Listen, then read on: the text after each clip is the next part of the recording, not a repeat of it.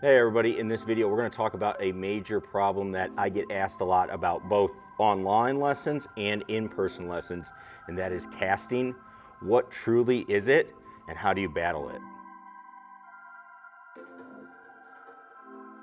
Hey everybody, Scott Hogan coming at you. Thank you so much for tuning in, and thanks so much for the feedback. Y'all have loved the working on your golf swing videos and all that stuff, so happy to do that and share more info about that. That is what I do on a full-time basis, so we're very happy to help people play better and enjoy the game of golf. Ultimately, that's what I just like to see, is people liking the game more. So with that, make sure you click that subscribe button. We're gonna have more about that. We're also gonna have more Sunday rounds. We're gonna have more with the Mevo Plus, talking about some of the numbers and things you can look at.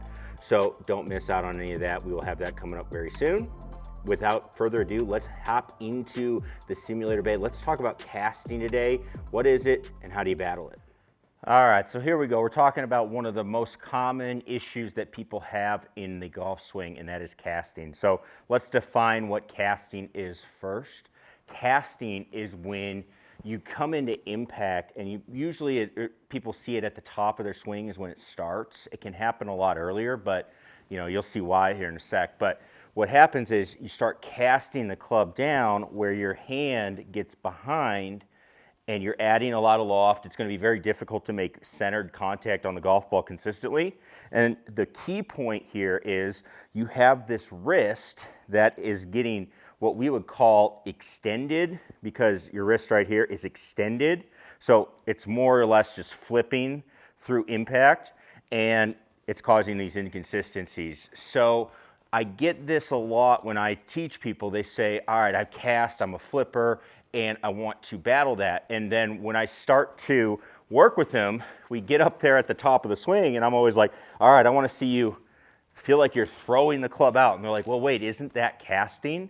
And it's not. It's because it comes down to the conditions that your wrists are in. So let's talk really quickly about what those can be. So you have a couple of things. You have one, which is called flexion and extension. So flexion, again, this part of my wrist is flexed, and you have extension, extended.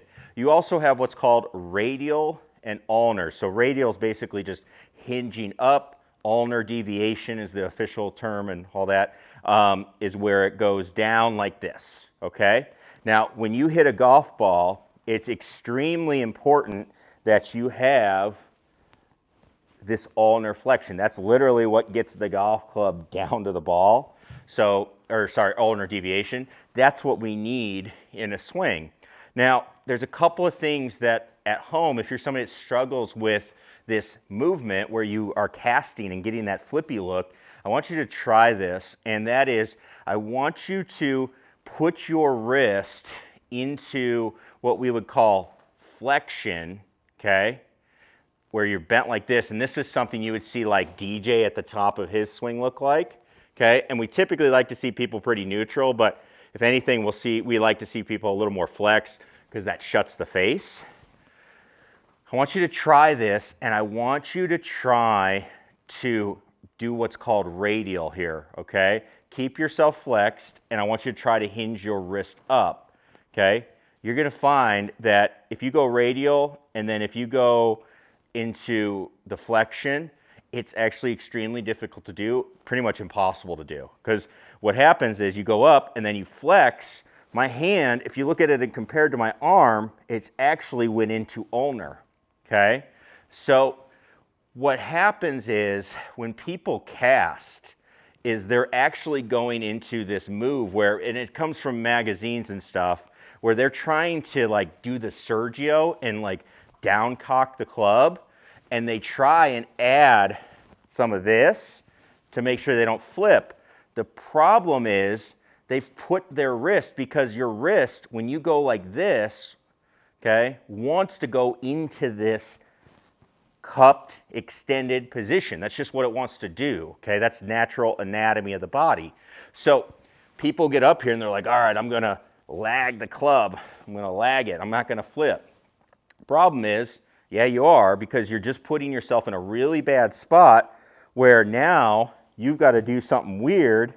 This is where we see weird right arm stuff and trail arm stuff, but they got to get down to the golf ball with that angle. Now, what happens here when they get up to the top, and again, people say like, wait, why do you want me to do this? Okay, why do you want me to throw the club away? It's because when I do that, I'm putting myself into this, again, what we call ulnar deviation, which is then going to flex my lead wrist. When I do that, okay, when I go like this, even though it feels like I'm casting, now if I just add a little bit of rotation into impact, look where I'm at. There we go. Because when I throw the club this way, I'm throwing it with my wrists like this, okay? I want my wrists to get to something that looks like this, okay? And because you can't, or it's very difficult to not have your wrist flexed when you go like that, boom, you all of a sudden get into a really good position where everybody's like, oh, I'm casting. It's like, well, okay, we'll go through, see what you get when you hit a golf shot. See how that looks as you go through. That's typically what we're getting. You have to get that club getting away from you. It gets out really wide. That's a great thing. And then you carry it in. Now, when I see people start doing this, even when I see people really rotating and turning, okay, they still have this wrist that's like radial, okay, and you're cupping, you got some issues coming down into the ball because you're not going to be able to be very consistent, okay? You will not be very consistent from that spot. So, here's what we'd like to see. Up, start throwing it away, and if you're somebody that's combining it with some good leg movement, you're going to be able to really generate some power. Hey, we like straight. You're going to be able to generate some power in your swing, and you're not going to have to rely on a whole lot of, this is where your hands feel like they're not doing anything. You know, you hear pros talk about it.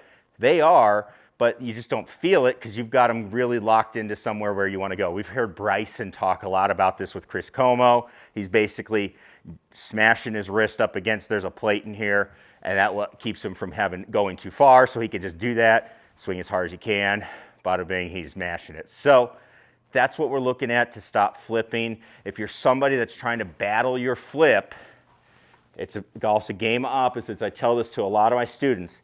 The way you battle it, feel like you're doing the opposite, throw in some pivot work, you're going to be in really good shape to being to where you want and generate some power, doing it pretty easily. All right, so that is working on your cast, and hopefully that helps.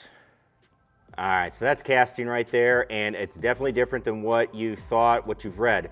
You know, I tell most people when I am working on my swing or I'm working with students is I was basically you. I was somebody that I read as much information as I could, and we went through a period where I think a lot of instructors agree there was some dark times of information that was just really detrimental to what people are going through, and it's not exactly what's happening. So this would be one of those things, the idea of lagging it or not casting it, how misunderstood it is, really can hurt people. And I know it hurt me in my ball striking a lot when I was trying to learn what was going on. So that's what it is, that's how you battle it, and that's what you should be looking for. So hopefully you found this helpful. If you did, click that subscribe button down below, and we'll have more helping you with your golf game. And as always, thanks for watching. We'll catch you in the next one. Peace.